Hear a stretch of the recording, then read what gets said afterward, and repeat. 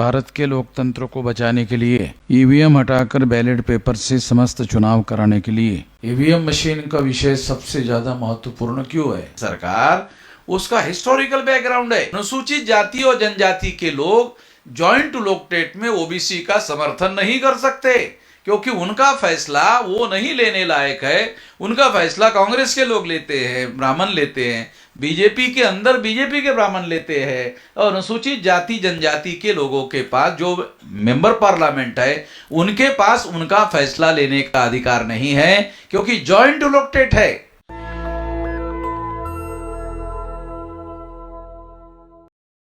भारत के लोकतंत्र को बचाने के लिए ईवीएम हटाकर बैलेट पेपर से समस्त चुनाव कराने के लिए ईवीएम मशीन का विषय सबसे ज़्यादा महत्वपूर्ण क्यों है?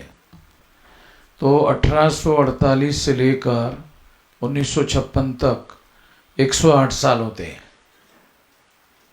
अगर आप गिनती करो, आधुनिक भारत में हमारे महापुरुषों के द्वारा जो आंदोलन चलाया गया 1848 से लेकर 1956 तक 108 साल होते हैं।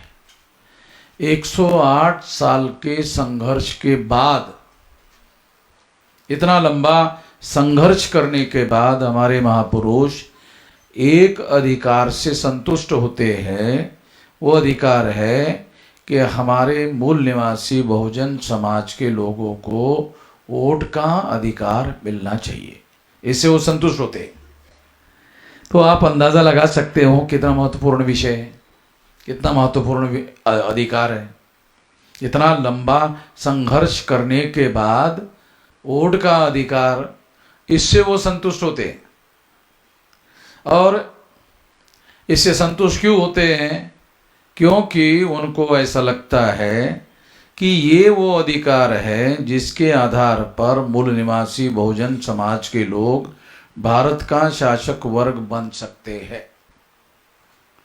पुराने समय में राज स्थापित करने के लिए तलवारें चलती थी, खून खराबा होता था, बहुत ज़्यादा खून बहाया जाता था, उसके बाद किसी राजा का राज स्थापित होता था।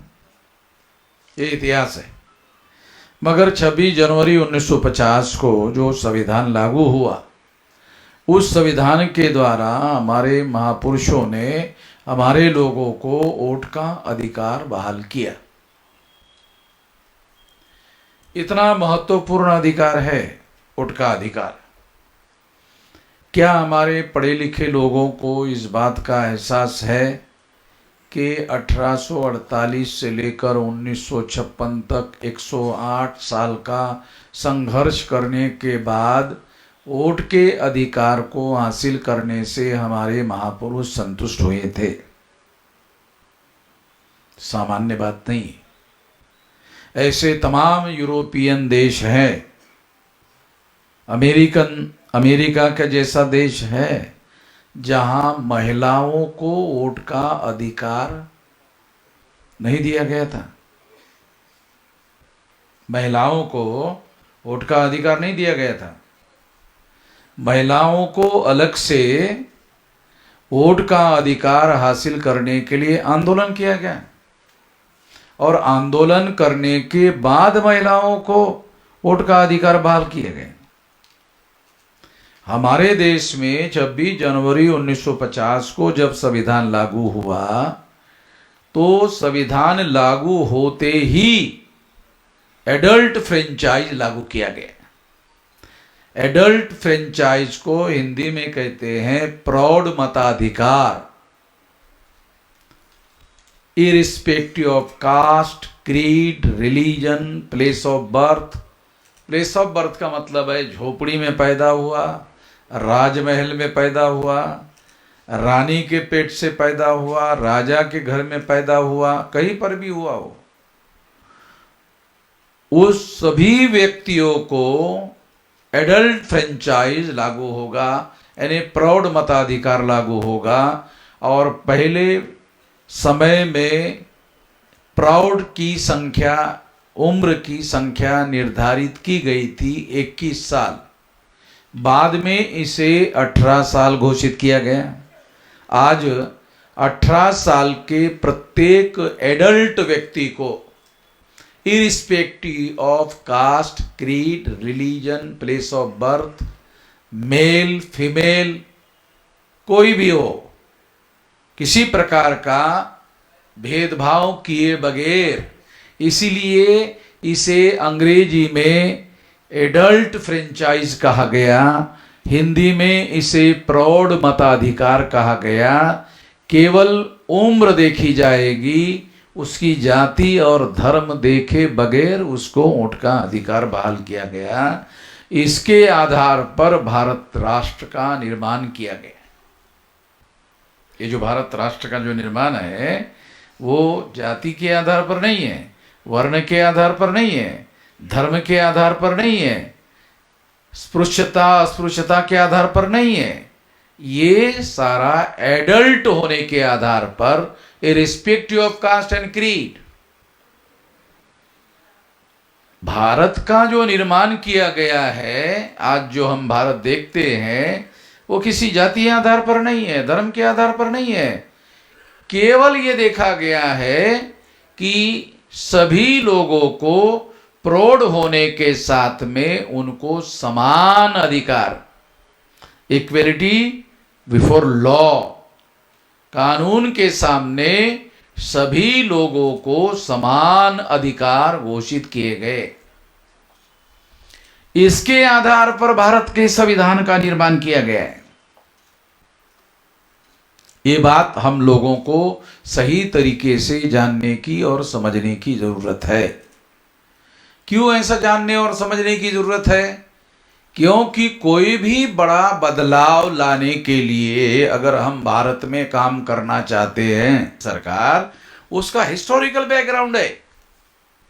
अनुसूचित जाति और जनजाति के लोग जॉइंट इलेक्टोरेट में ओबीसी का समर्थन नहीं कर सकते, क्योंकि उनका फैसला वो नहीं लेने लायक है। उनका फैसला कांग्रेस के लोग लेते हैं, ब्राह्मण लेते हैं, बीजेपी के अंदर बीजेपी के ब्राह्मण लेते हैं, और अनुसूचित जाति जनजाति के लोगों के पास जो मेंबर पार्लियामेंट है उनके पास उनका फैसला लेने का अधिकार नहीं है, क्योंकि जॉइंट इलेक्टोरेट है।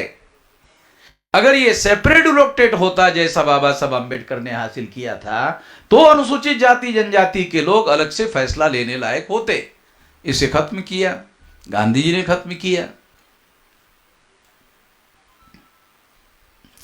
तो ये परिस्थिति हमारे पढ़े लिखे लोगों को पता नहीं है, जानकारी नहीं है। तो मैं आप लोगों को ये कहना चाहता हूं कि ये आने वाले समय में इस इशू को समाधान किए बगैर, समाधान क्या है? जॉइंट इलेक्टोरेट हर 10 साल बाद पार्लियामेंट में कानून पास किया जाता है, पता है? आज जो 131 मेंबर पार्लियामेंट है शेड्यूल कास्ट शेड्यूल टाइप के, ये केवल 10 साल के लिए है। जो रिजर्वेशन है, एजुकेशन का है, सर्विसेज का है, प्रोफेशनल एजुकेशन का है, इसकी कोई 10 साल की लिमिटेशन नहीं है। पॉलिटिकल रिजर्वेशन 10 साल के लिए है, तो हर 10 साल बाद पार्लियामेंट में आती है। और जब कांग्रेस की सरकार थी तो हर 10 साल बाद पास करते थे। अभी बीजेपी की सरकार है, अटल बिहारी वाजपेयी 2001 में प्रधानमंत्री थे, अटल बिहारी ने भी पास किया। जो कांग्रेस ने पास किया,